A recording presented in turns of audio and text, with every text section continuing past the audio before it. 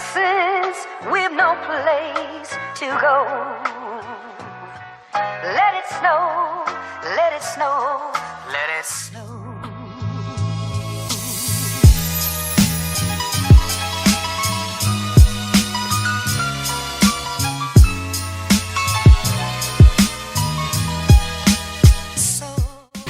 Okay, so we have this tiny pot for our nsima because I'm alone. I don't need to like a big pot for that.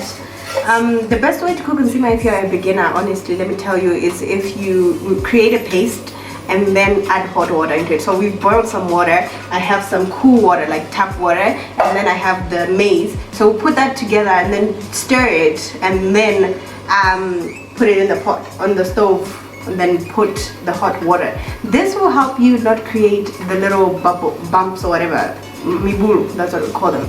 And you know, that's important because if you have nsima that tastes like pills, that looks like pills, it's not a great thing happening. It's not a great thing going on for you. So this is the easiest way to do it. So just watch how I do it, and then hopefully you can do it yourself.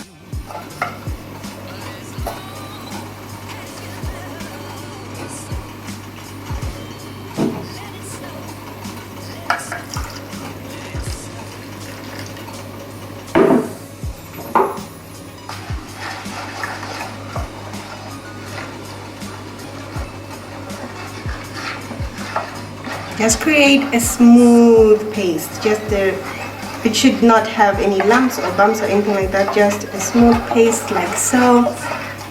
Take this paste and put it on your stove,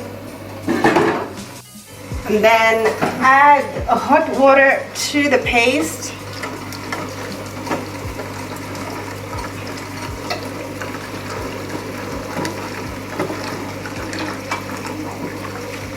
Like so, until you have like some sort of thing. So it's as if you're creating porridge first of all. As you can see, it's already thickening. We need it to thicken. And then my mom always said to know that you have the right consistency. It should make a blah, blah, blah, blah, blah, kind of bubbles, not like a pa, pa, pa kind of bubbles when it's ready to like boil properly, you know what I mean? Like this already I can see it's going to give us a very thick porridge. So it shouldn't be too thick. You can see, but now it has that bubbling kind of consistency, and that's what we need for it to bubble. And you cover up your nsima. Don't cover it up all the way, just like leave a space here because it overflows sometimes if it overheats. So now that it's boiled for some minutes, just add in your thingy and stir. Keep stirring, guys. Just stir. Stir, stir, stir, stir, stir, stir.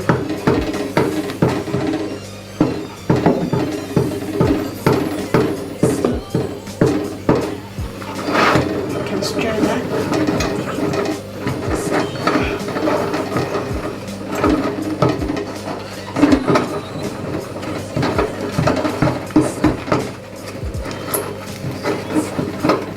Let me add some more. You need to stir it until it's like a thick thingy, you know.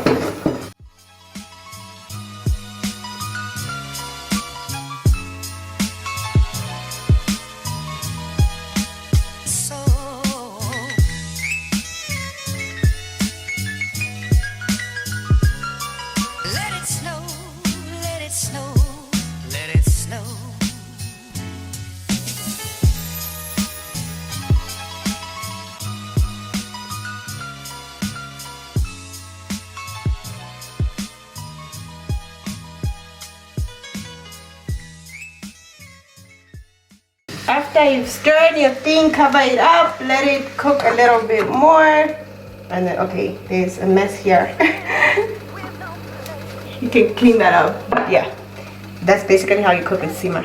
Stir this one more time. I let it cook for like 3 or 5 minutes. I'm gonna stir it up one more time because we need it to be, not to skip the fire. That's what they say. Kudumpa moto. We don't need it to kudumpa moto, right?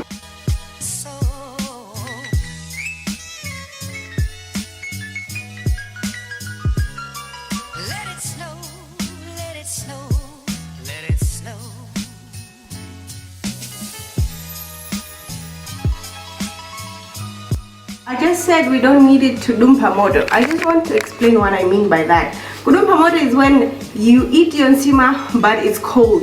Like it's how do you explain it? Okay, this is a very interesting phenomenon because you need to feel it to get it. You know, like when you take your food out of the pot and put it on a plate, it's hot, right? But the thing with nsima is if it skips the fire, kudumpa moto, if you put your finger in it, it's not hot, but it's from the stove.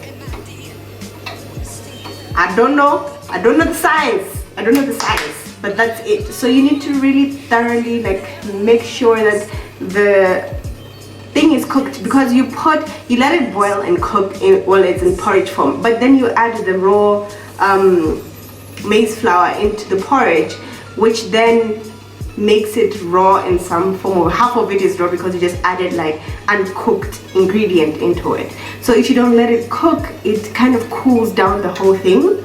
I think that's the science behind it. It cools down the whole thing and it's not hot. So it's important to let it cook after you've added the second round of the maize flour, and then you get it hot, like yogupia, like ready. Guys, the terminology is in Chichewa. So you get it yogupia, which means it's ripe or cooked. No, cooked. It means it's ready and cooked. So that's why we do that. Now at this point in Jancha, okay, I'm done cooking the veggies, I'm done cooking my stew. Now I'm going to dish. Our friend here, what do we do to this one when it's time to dish your food? Okay, so I'm gonna just mix my nsima one last time and then I'll show you that. But let me prepare this before I do that. So you need cooking oil. Guys, I don't have cooking oil. If you want to donate cooking oil, you can donate. And cooking oil is so expensive in Malawi. Oh gosh.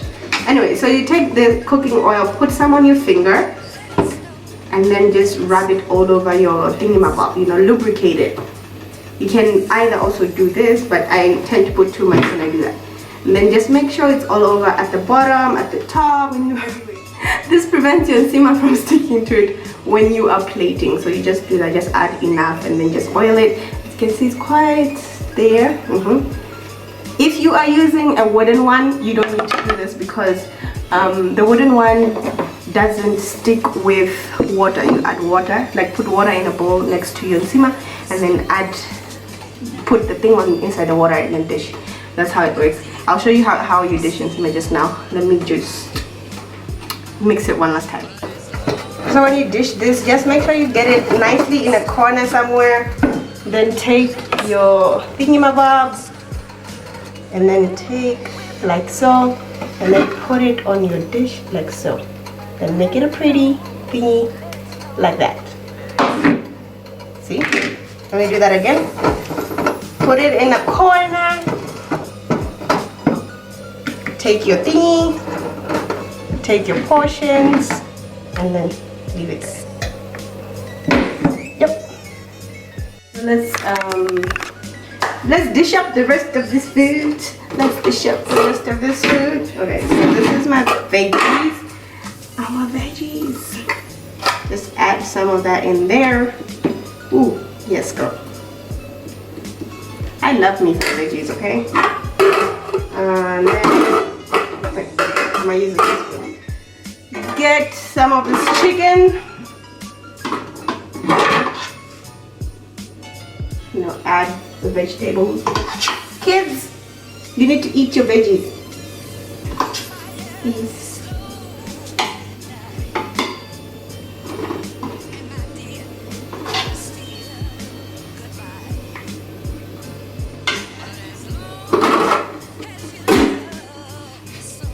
So that's a typical Malawian dish, is it? So we have your chicken stew, your veggies, and your nsima. So easy to make. Now the best thing you can do for yourself with a meal this beautiful is get yourself some sobo. Get yourself some sobo. So I have great love for this drink. It's an orange squash. If you've seen my previous Vlogmas, you already know about it. Malawi's favorite. So I'm gonna make some of this, but not this one. This is the reserved bottle. I don't know if you can see that. I have these three here. The tiny one. I have the tiny ones in the fridge because I couldn't find the big one, so I bought like 6 of these So I have a lot of these. So when I found that one, I bought it too and kept it as a reserve. I drink soba from my special soba cup, which I'm abusing right now. Okay, I'm gonna rinse it out. But this is the cup I drink soba from because. So another debate that's been happening though is what goes first, the water or the soba? Do you put soba first, or do you put water first? I personally put soba first. I can't handle putting the water first. No, because I feel like it's so diluted.